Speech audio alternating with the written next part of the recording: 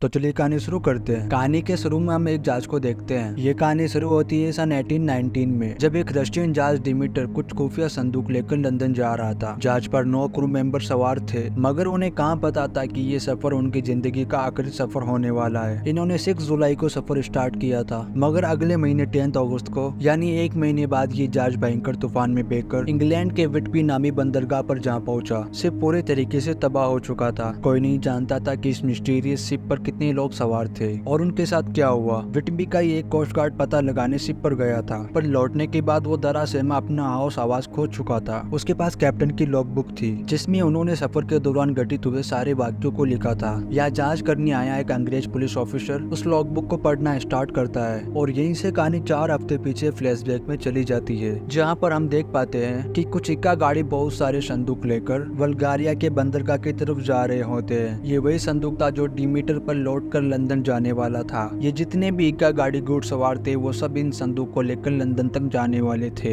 मगर उनका लीडर संदूक पर बने एक सापिड ड्रैगन चित्र को देखकर फैसला बदल लेता है और संदूक यहाँ पहुँचाने के पैसे भी वापस कर देता है, जिससे जहाज पर सफर के दौरान काम करने वाले लोगों की कमी हो जाती है। लिमिटेड के कप्तान एलियट अपने शेयर कप्तान वॉचेक को इसकी पूर्ति के लिए भेजते हैं। यहीं पर कुछ लोग जुआ खेल रहे थे, तभी एक शख्स आकर कहता है कि डिमीटर इंग्लैंड जाने के लिए कुछ लोगों को तलाश कर रहा है। अगले ही पल ये लोग उस जगह पे पहुंच जाते हैं जहाँ पर डिमीटर के शहर कप्तान वॉशुक हट्टे कट्टे मजबूत लोगों का चुनाव कर रहे थे। इस काम के लिए सबको बराबर बराबर सोना मिलने वाला था। इन्हीं में एक पढ़ा लिखा क्लेमेंस नाम का एक शख्स भी इंग्लैंड जाना चाहता था। वो अपनी काबिलियत बताता है कि वो एक डॉक्टर के साथ साथ खगोल शास्त्री भी है, यानी जहाज का कंपास अगर खराब हो जाए तो वो सितारों के जरिए जहाज को इंग्लैंड पहुंचा सकता है। फिर भी उसे नहीं लिया जाता और वो चेक कुछ हट्टे कट्टे मजदूर का चुनाव कर संदूक लोडिंग करवाने लगता है। इधर क्लेमेंस मायूस होकर डिमीटर पर संदूक लोडिंग होते हुए देख रहा था। तभी एक मजदूर की नजर संदूक के बने उस शापिड ड्रैगन के चित्र पर पड़ती है। उसके होश उड़ जाते हैं, हाथों से रस्सी छूट जाती है। उसी संदूक के नीचे कप्तान का पोता टोबी खेल रहा था। इससे पहले कि संदूक उसके ऊपर गिरता, क्लेमेंस दौड़कर उसे बचा लेता है। कप्तान तुरंत उस आदमी को पकड़ने का आदेश देता है। वो आदमी कहता है कि ये सामान शापित है, उन्हें ये पहले ही बता देना चाहिए। शायद वो ड्रैगन चित्र के बारे में कुछ ऐसा राज जानता था जो उनको पता नहीं था। डर के मारे वो काम छोड़कर चला जाता है। कप्तान उसकी जगह क्लेमेंस को मौका देता है, क्योंकि उसने उसके पोते की जान बचाई। सब कुछ सेट होने के बाद जहाज अपने सफर पर निकल जाता है। कुछ देर बाद टॉपी क्लेमेंस को पूरा जहाज दिखाता है। अंदर उनकी मुलाकात टॉपी की कुत्ते हॉक से होती है, जिसे वह जी जान से चाहता था। यहीं पर संदूक के साथ साथ कुछ जानवर भी थे, जिन्हें सफर के दौरान ये लोग खाने वाले थे। रात के डिनर पर सभी इकट्ठा होते हैं, जिसमें दोनों कप्तान के साथ साथ एक बावर्ची, मजदूर, टोबी और क्लेमेंस को मिलाकर 9 लोग थे। डिनर कंप्लीट करने के कुछ देर बाद कप्तान वॉल्चेक को बताते हैं कि ये सफर कप्तान के रूप में उनका आखिरी सफर होने वाला है। वो आगे की जिंदगी टोबी और अपनी बेटी के साथ अपने गांव में बिताएंगे। लंदन पहुंचते ही डिमीटर का कप्तान अब वो होगा। वॉल्चेक ये सुनकर इमोशनल हो जाता है, क्योंकि कप्तान बनना तो उसका बरसों से सपना रहा था। तभी अचानक जानवर चीखने लगते हैं। टोबी और क्लेमेंस चेक करने जाते हैं तो पता चलता है कि एक संदूक टूट चुका है। जब वो अंदर जाकर देखता है तो उसके होश उड़ जाते हैं। अंदर एक बेहोश लड़की थी। ये लड़की कौन थी और यहाँ कैसे आई? सबके मन में एक ही तरह के सवाल थे। वोल्चेक बताता है कि पैसे ना होने की वजह से ऐसे लोग जहाज पर छिपकर सफर करते हैं। जहाज पर लड़की का होना अपशगुन है। हर कोई उसे जहाज से नीचे फेंक देना चाहता था, पर क्लेमेंस उसे बचाना चाहता था, जिसमें उसका साथ कप्तान देता है। उस लड़की का शरीर संक्रमित था। संक्रमण से लड़ने के लिए उसे ब्लड की जरूरत थी। फिर क्लेमेंस तुरंत उसे अपना ब्लड चढ़ाता है। रात को क्लेमेंस और जोग्रेन की ड्यूटी डेक पर थी। वो दूरबीन से चारों तरफ नजर दौड़ा रहा था कि तभी उसे एक पिशाच नजर आता है, जिसे देख उसकी हालत खराब हो गई। ये वाकया वो क्लेमेंस को बताता है, मगर क्लेमेंस भूत प्रेत में विश्वास नहीं करता था, इसीलिए उसकी बातों को सीरियसली नहीं लेता है। इसी टाइम वो पिशाच नीचे जाकर हॉक को उठा ले जाता है। अगली सुबह बावर्ची मीट बनाने के लिए किसी जानवर को नीचे लेने जा रहा होता है तो देखता है कि सारे जानवर मर चुके हैं। उन सब की गर्दन पर काटने के निशान थे। किसी को कुछ समझ नहीं आ रहा था कि ये सब कैसे हुआ। कुछ का मानना था कि ये काम इस लड़की का है, पर वो तो अपने होशो आवास में भी नहीं थी। वहीं रिपीटर को लग रहा था कि ये काम क्लेमेंस का है, क्योंकि आज से पहले इस जहाज पर इस तरह की घटना कभी नहीं हुई। ये बात सुन क्लेमेंस उससे लड़ने वाला था, मगर कप्तान सबको शांत करवाता है। उधर हॉक के मरने से टोबी काफी दुखी था। क्लेमेंस किसी तरह से समझा बुझाकर उसे हौसला देता है। अगली रात टेक पर रिपीटर की ड्यूटी थी।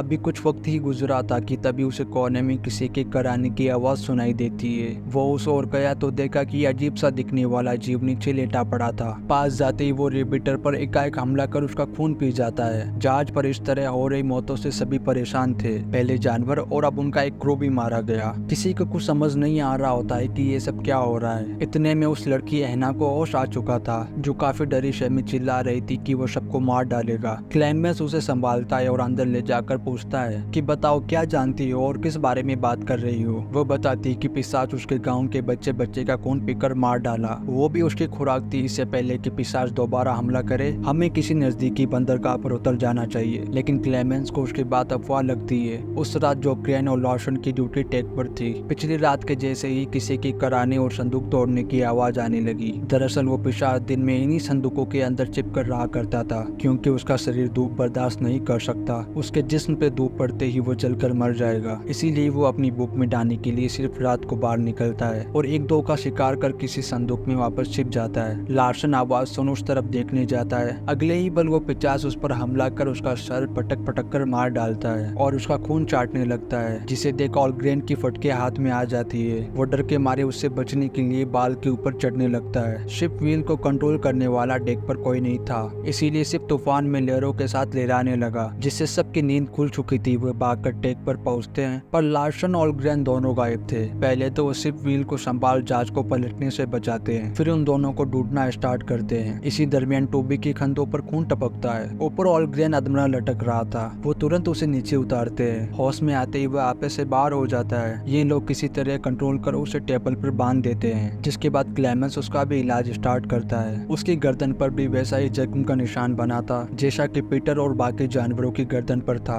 इससे साफ पता चल रहा था कि ये जो कोई भी है, सबको लगभग एक तरह से ही मार रहा है। अगली सुबह ये लोग जहाज का चप्पा चप्पा छान मारते हैं, मगर कहीं भी कुछ भी सुराग नहीं मिलता, क्योंकि वो तो संदूक के अंदर चिपकर रहता था। इधर ऑलग्रेन पूरे दिन बेहोश पड़ा था, मगर जैसे ही शाम होती है वो बदलने लगता है। उधर सभी डेक पर पाल वगैरह सहेजते हुए जहाज पर हो रही घटनाओं की चर्चा कर रहे थे। इधर देखते ही देखते ऑलग्रेन के अंदर इतनी ताकत आ चुकी थी कि वो इतनी मोटी रस्सी को भी आसानी से तोड़ देता है। दुर्भाग्यवश टोबी उसकी तरफ ही जा रहा था। वो मिस्टर ऑलग्रेन को देख बहुत खुश था कि वो ठीक हो गए, लेकिन पास जाते ही वो टोबी को पकड़ जैकेट के सहारे घसीटने लगता है। टोबी भी होशियार था, वो तुरंत जैकेट निकाल वहाँ से भागने लगता है और जाकर एक कमरे के अंदर अपने आप को लॉक कर लेता है। उसकी सफेद सफेद आंखें देख डर के मारे उसकी धड़कन 142 की स्पीड से चल रही थी। वो हाथ में चाकू लिए दरवाजे के पास खड़े होकर मिन्नतें करता है कि मिस्टर ऑलग्रेन प्लीज यहाँ से चले जाइए, मुझे डर लग रहा है। कुछ सेकंड खामोशी के बाद वो अचानक दरवाजा तोड़ने लगता है। इधर इनका मीटिंग खत्म होने का नाम ही नहीं ले रहा था कि तभी उनकी टेक के नीचे से टक टक आने की आवाज सुनाई देती है। वो टोबी था जो मदद के लिए जोर जोर से लकड़ी के बीम पर पीट रहा था। क्लेमेंस और बाकी लोग उसकी तरफ भागते हैं। ऑलग्रेन दरवाजा तोड़कर खोलने ही वाला था, लेकिन ऐन वक्त पर पीछे हट जाता है, क्योंकि उसे आभास हो गया था कि उसके फादर अंदर ही है। वो पिशाच टोबी को पल में दिखा और गायब भी हो गया। तब तक रूम के बाहर क्लेमेंस आ चुका था। ऑलग्रेन को देख जब तक कुछ समझ पाता वो उस पर हमला कर देता है। पीछे से बाकी लोग भी आ चुके थे, जो कि क्लेमेंस को बचाकर ऑलग्रेन को दबोच लेते हैं। बाकी लोग टोबी को दरवाजा खोलने के लिए चिल्लाते हैं, पर एकाएक सबकी बोलती बंद हो जाती है, क्योंकि जिस कातिल को सबकी तलाश थी वो अब उनके सामने था। नजरों से ओझल होते ही सबकी चिंता बढ़ जाती है, क्योंकि टोबी भी अंदर ही था।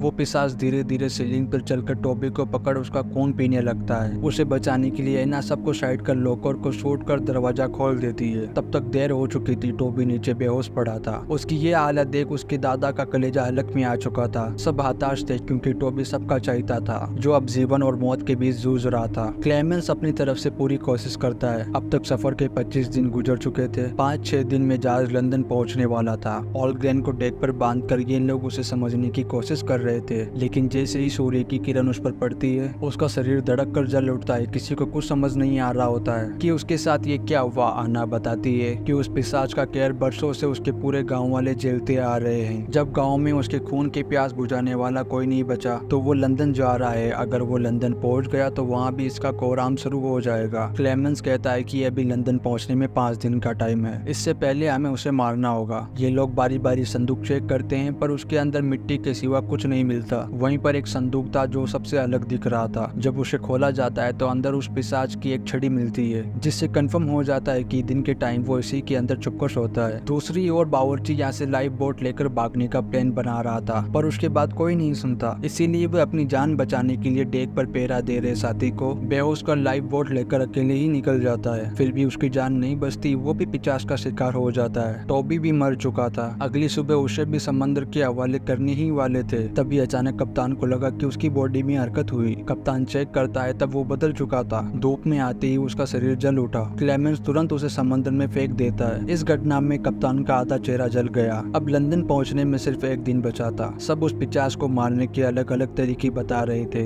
एना कहती है कि इस शिप को यहीं डुबो देते हैं। शिप के साथ वो भी डूब के मर जाएगा, जिस पर वॉलचेक भड़क उठता है क्योंकि ये शिप ही उसका घर था। अगली सुबह सभी उस पिचास को फंसाने के लिए ट्रैप तैयार करते हैं। डेक के नीचे जाने वाले सारे रास्ते बंद कर सिर्फ एक रास्ता खुला छोड़ते हैं। शाम को हरवा हथियार लेकर सब तैनात थे। तभी अचानक वो उड़ता हुआ आकर एक को उठा ले जाता है। वॉलचेक भी उसके एक वॉर में गिरकर जख्मी हो गया। बचने के कोई आसार नजर नहीं आ रहे थे। वो अभी भी उसके पीछे ही था। वॉलचेक भागकर अपने आप को एक कमरे में बंद कर लेता है और अपनी प्यारी जाट पर हाथ रखकर नाम आंखों से कहता है, माफ कर देना, अब कोई रास्ता नहीं बचा, और कुल्हाड़ी से जाट को काटना स्टार्ट कर देता है। तभी वो पिचास पीछे से आकर वॉलचेक का भी खून पी जाता है। जब तक क्लेमेंस यहाँ पहुंचता तब तक वो मर चुका था। दूसरी ओर कप्तान तूफान में सिर्फ व्हील को संभाल रहा था। वो उसको भी मारकर व्हील से बांध दिया था। अब सिर्फ पर सिर्फ क्लेमेंस और एना ही बची थी। क्लेमेंस उसे सामने आने के लिए ललकारता है। अगले ही पल वो सामने आता है, जिसके बाद दोनों के बीच फाइट होती है। वो क्लेमेंस को मारने ही वाला था कि तभी एना पीछे से शूट कर देती है। गुस्से में आकर वो एना को दर्द दबोचता है और उसका खून पीने लगता है। क्लेमेंस कुल्हाड़ी से उसके ऊपर हमला करता है, जिससे एना छूट जाती है और ये लोग जहाज के सेंटर वाला पोल काटकर नीचे छलांग लगा देते हैं, जिसमें वो पिचास दब जाता है। लाइफ बोट के टूटे हुए मलबे के सारे वो दूर निकल आए। उत्तर जहाज इंग्लैंड के विटबी नामी बंदरगाह पर टकराते ही वो पिचास आजाद हो चुका था। एना भी पिचास के काटने से बदलने लगी थी और फिर जैसे ही सुबह की किरण उस पर पड़ी वो भी जलकर खाक हो गई। नेक्स्ट सीन में हम देखते हैं कि क्लेमेंस लंदन पहुंच गया है। उसके साथ साथ वो पिचास भी था, जो अब आदमी का भेष बदल कर लोगों के बीच रह रहा है। यानी कि यहाँ से एक नई कहानी का आगाज होगा और ये कहानी यहीं खत्म होती है। आपको वीडियो कैसा लगा कमेंट करके जरूर बताएं और हम आपके लिए ऐसी ही नई नई वीडियोस लाते रहेंगे। आप चैनल को लाइक, कमेंट, शेयर, सब्सक्राइब लाजमी करें।